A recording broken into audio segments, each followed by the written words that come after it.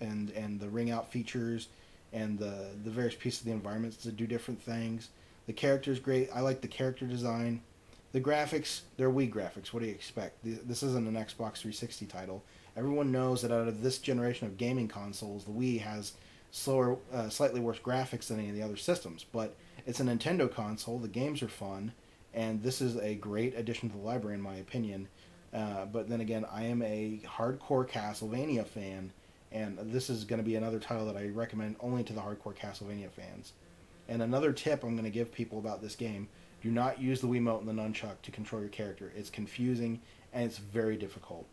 Get yourself the classic controller and hook that up. It's much easier.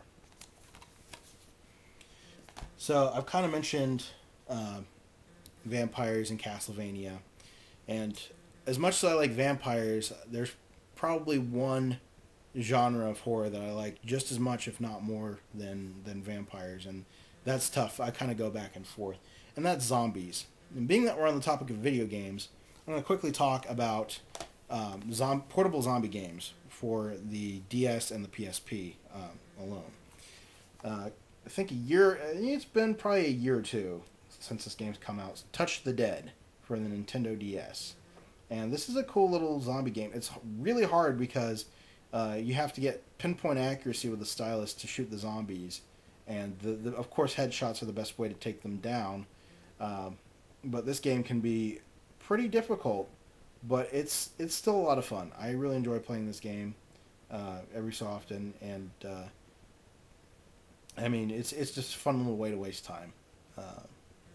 It's not the best zombie game I've ever played by far. I'm going to say that title goes to Left 4 Dead 2. But again, this is a great portable zombie game for the DS, in my opinion. And as far as portable zombie games go, this is probably one of the coolest. This is Infected for the PSP and the wonderful UMD format. It's got a heavy metal soundtrack by Slipknot, El Nino, Chimera, and others.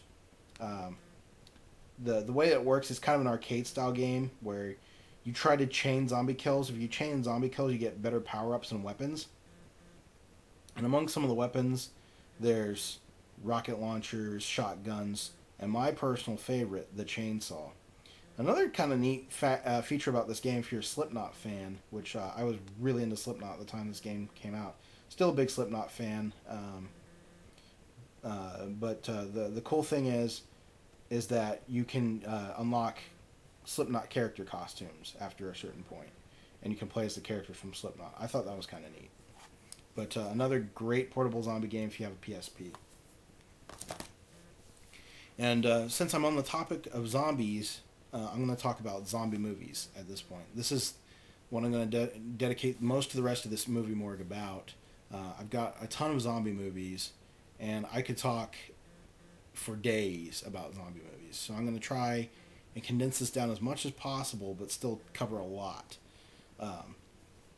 And for those of you thinking that I'm going to talk about some more commonly known zombie movies, but not on the level of Romero or Fulci or anything like that. And in fact, I'm going to cover those right now because I've talked about them before several times. I'm a huge fan of these particular zombie movies. They're among the best zombie movies you can ever find out there. But I'm going to briefly mention those because I want to focus more on offbeat zombie movies that many of you may have not seen or even know about, or maybe you may have seen it in the stores and have been curious but not curious enough to actually pick up the title. So I'm going to cover some of those movies so you know more about those. Again, I'm not going to cover the Romero films. I'm not going to cover the Sam Raimi Evil Dead trilogy. I'm not going to cover Zombieland. I'm not going to cover Shaun of the Dead. I'm not going to cover Reanimator or Phantasm. Again, I love all these movie series, but I'm trying to do something a little different here, and these titles are talked about all the time, the ones that I just mentioned, and I want to try and show you guys some of the other titles that are out there, and maybe some of the reasons why they're not as renowned as those other titles, or maybe some reasons why they should be more revered more on the level of, you know, the Romero films or the Fulci films or the Sam Raimi Evil Dead trilogy series. And I'm not going to go in any particular order because that would be that would take a lot more time than just this. And I'm actually going to start this off with a personal favorite of mine. Again, I'm not going in any particular order, and this is Cemetery Man, more commonly known in Italy as Della Morte del More. And this is based on the Dylan Dog comic book series, which I believe I've talked about this. In fact, I remember talking about this movie a couple of times before. Great zombie movie, highly, highly, highly underrated. If you happen to find a copy of this, check it out. You won't be disappointed. It's a great Italian zombie movie. The Dylan Dog comic book follows is kind of this is kind of a condensed version of the comic, and it more follows the zombie stories. But Dylan Dog gets into more capers in the comic book than just the zombie story. But the zombies are kind of the framework in the comic, and it turned out to make a great movie out of it. And I'm going to talk about Tobe Hooper's Mortuary next. This came out shortly after the Toolbox Murders remake that Tobe Hooper did. This is a very Lovecraftian style of horror film, and that comes off more in the end than anything else. Basically, a couple of people are moving into a mortuary to start up as a business, and they don't know the zombie chaos that's about to ensue. And this is a pretty good movie. I enjoyed it. A lot of people, I don't think, enjoyed it as much as I did, but I thought this was a cool zombie movie that Tobe Hooper had done. This is a more well-known series, but I'm going to say it's a little more underrated. And I kind of contemplated whether or not I should talk about a couple of these titles or not, because they're a little more well-known.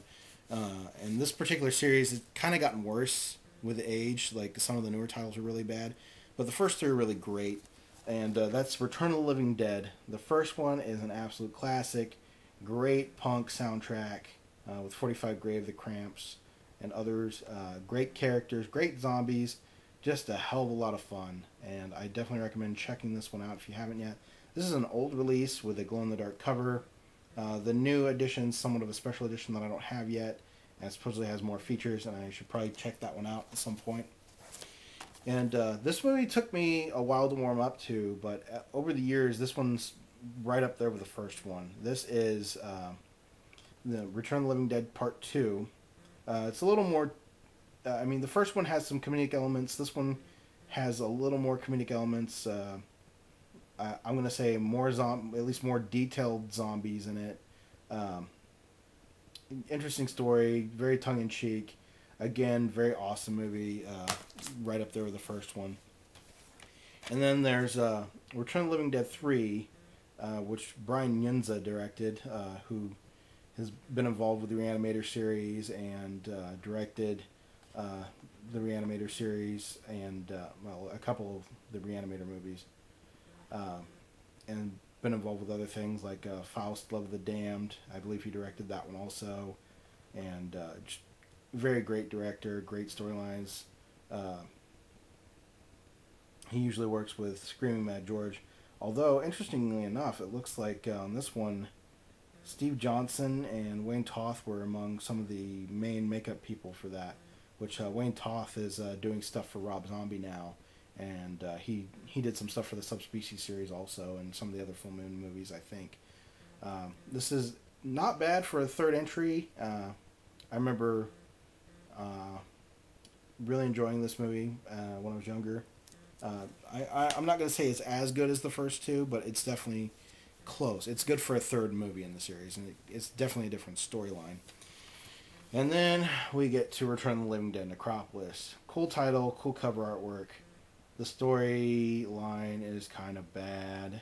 The effects are pretty good. And the zombies talk in this one like they do all the other ones, but they talk in regular fluent English. And that just completely ruins the series, in my opinion. I've yet to see Return of the Living Dead 5, Raid to the Grave. I'm not really in any hurry to see it right now, especially after this one. Again, this was one of those direct-to-sci-fi movies.